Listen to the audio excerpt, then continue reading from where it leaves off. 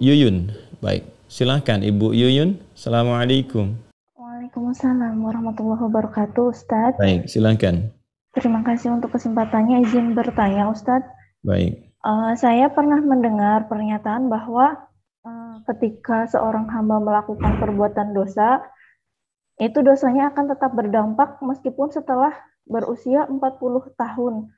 Jadi jika tidak di dunia, dampaknya itu akan tetap mendapat balasan di akhirat. Sampai seorang hamba itu menghadap Allah dengan keadaan bersih. Pertanyaan saya, jika benar demikian, lantas bagaimana ketika seorang hamba itu sudah bertobat dengan hijrahnya supaya istiqomah ketika dia akan tetap mendapatkan balasan-balasan dari dosanya tersebut, Ustadz, supaya tidak mungkin mundur lagi gitu. Demikian pertanyaan saya, Ustadz, mohon penjelasannya. Jazakallahu khairan. Baik, semoga Allah Subhanahu wa Ta'ala memberikan kemuliaan pada Anda dan keluarga, dan juga kepada kita semua, dan semoga kita semua dijaga dalam istiqamah pada nilai-nilai kemuliaan dan kebaikan. Ini barangkali satu pandangan yang belum semuanya terutarakan. Demikian husnudzan kita memaknainya. Ya, yang dimaksudkan di sini sesungguhnya adalah proses-proses yang berlangsung saat kita berusaha untuk memperbaiki diri, dan dalam proses ini ada rahmat Allah yang ditunjukkan kepada kita. Hanya mungkin informasi yang disampaikan tadi belum menyeluruh sifatnya. Baik, sekarang kita akan coba detilkan.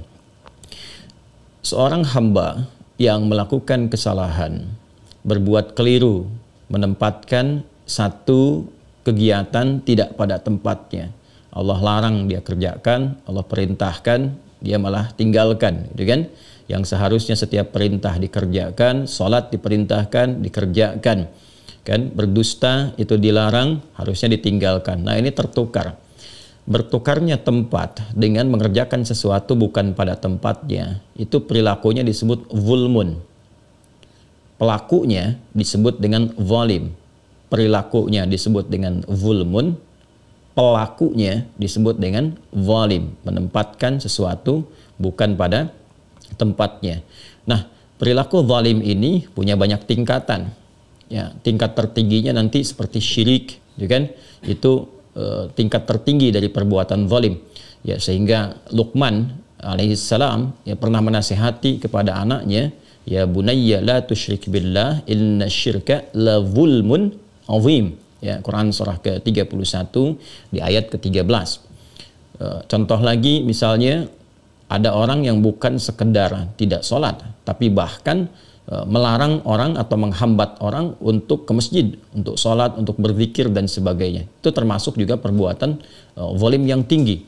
Yang ada di Al-Baqarah ayat 114. Wa man azlamu mimman mana'a masajidallahi ay yudhkara fiha ismuhu wa sa'a fi kharabiha.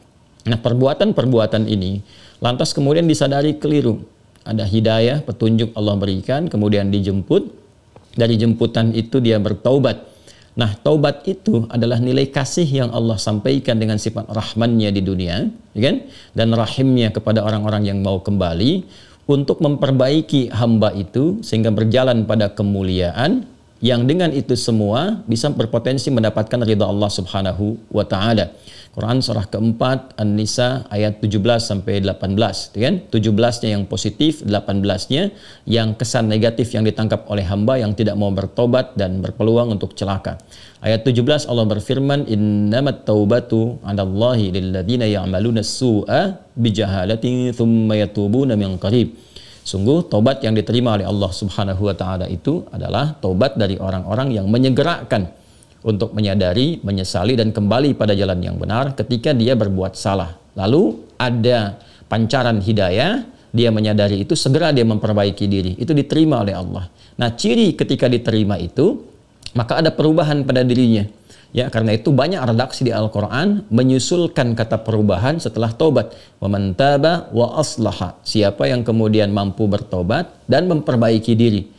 Ya, nah perbaikan ini yang menunjukkan bahwa dirinya telah diterima taubatnya. Biasanya tandanya itu setidaknya ada dua bagian utama. Yang pertama, dia sudah tidak menyukai lagi, bukan sekedar meninggalkan, tidak menyukai perbuatan-perbuatan buruk yang pernah dilakukan. Jadi bukan sekedar meninggalkan, tapi sudah sampai kepada satu kondisi tidak menyukai.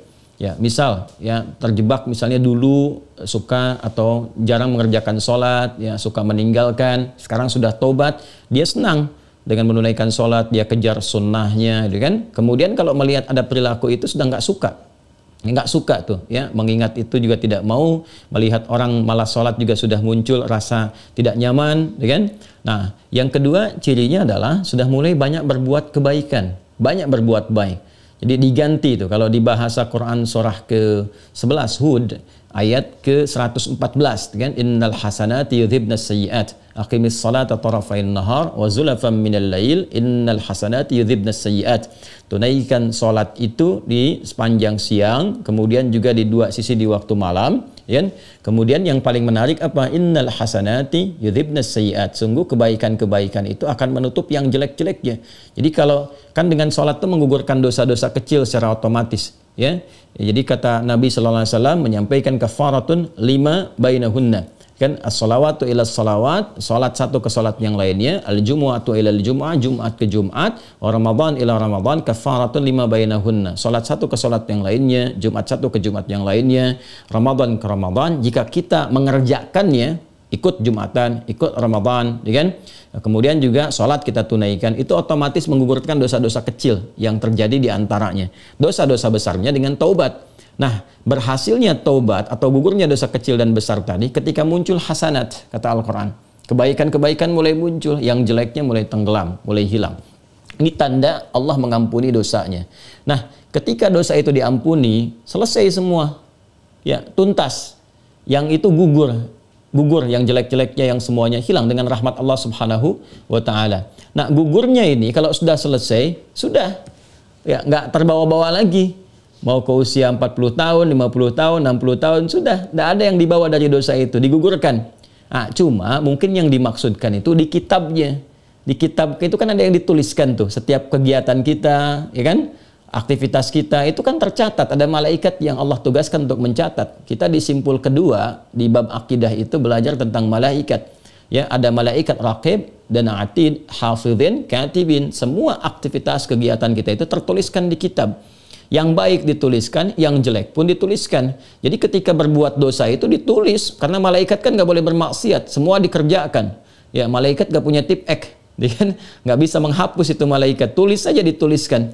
Ya, tulisan ini sebagai dokumentasi kegiatan malaikat yang dipertanggungjawabkan di hadapan Allah bahwa mereka tidak menyimpang, semua dituliskan baik dan buruk. Ya, itu yang menjadikan mereka itu sempurna dalam tugas. Itu di Quran surah ke-66 ayat yang ke-6. La ya'sunallaha ma amarahum wa yaf'aluna ma yu'marun. Malaikat itu tidak bermaksiat kepada Allah, mengerjakan tugas sesuai tupoksinya.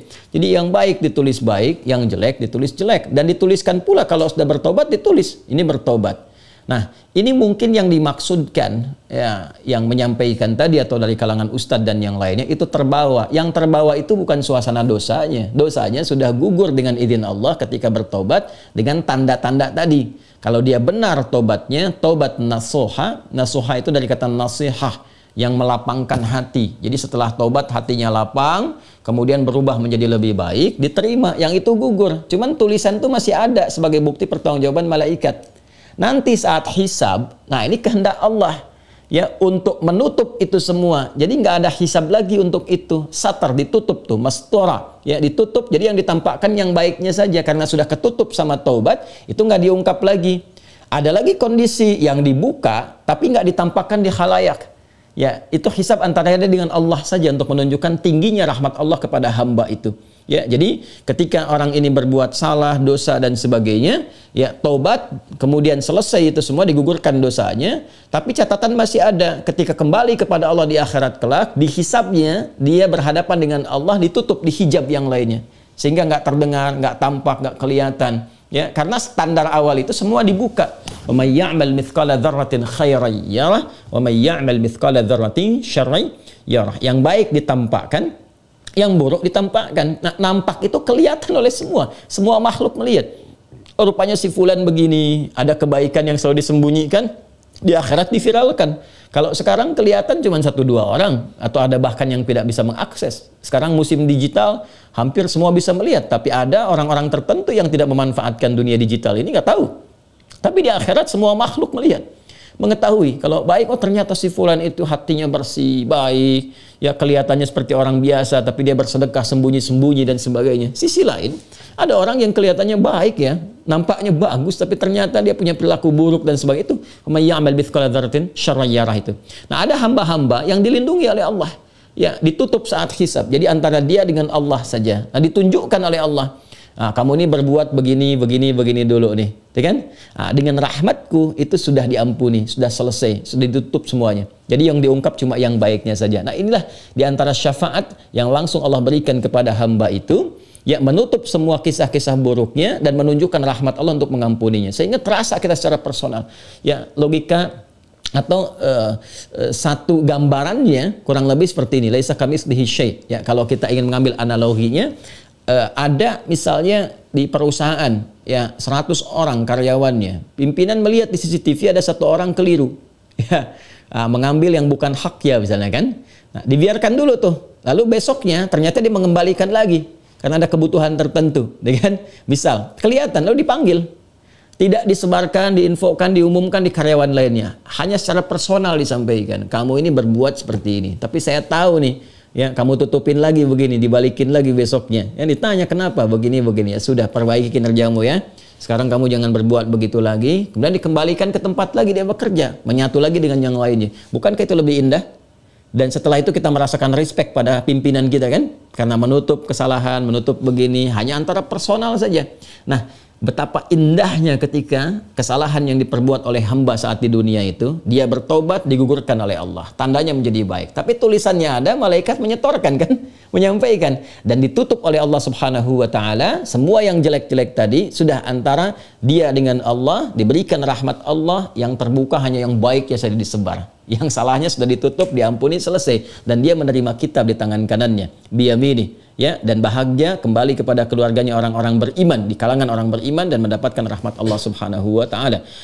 Mungkin husnudzan saya itu yang dimaksudkan, hanya cara mengungkapkannya mungkin belum sempurna, sehingga seakan-akan kesan yang dibangun setelah taubat pun masih dosa juga terbawa, ya, sehingga ada kesan loh, terus taubat saya diterima apa enggak, apa faedahnya taubat ya. Nah, jadi yang dimaksudkan seperti tadi, taubat itu sangat bermanfaat. Ketika taubat, dosa digugurkan, semua selesai. Hanya dokumentasi, tulisan-tulisan, catatan-catatan, ya, amal kita yang dicatat malaikat itu yang tetap terbawa. Nanti hikmah Allah menjadikan bahkan hisab bagi dia dipermudah, sudah langsung aja ke surga. Ada yang demikian, gitu kan? Ada yang kemudian dibuka keseluruhannya, ya, baik dengan buruknya bagi yang tidak benar taubatnya, ya, ada yang ternyata taubatnya manipulatif juga atau naik turun dan sebagainya, tetap dibuka. Ada yang taubat yang benar, sudah Allah nggak akan buka lagi. Ya, lalu dihisab dia secara pribadi, kemudian ditampakkan nih catatan malaikat begini. Cuman karena kamu pernah tobat, ini sudah nggak berlaku. Ya, dari sejak kamu tobat ini sudah hilang semuanya. Ya, lalu rahmat Allah diberikan dan dia mendapatkan kemuliaan. Itu yang dimaksudkan. Ya, jadi jangan salah kita menangkap bahwa pernyataan ini menggugurkan taubat yang telah dilakukan. Bukan ya. Taubatnya Allah terima jika menghasilkan tanda-tanda tadi dan sekaligus gugur dosa-dosa dia. Jadi begitu yang baik-baik itu muncul, yang jelek ini gugur, hilang.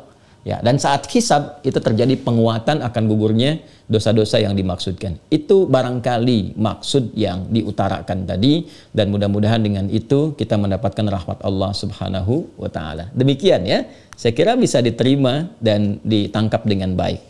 Ya, Allahu Ta'ala a'lam bis-shawab.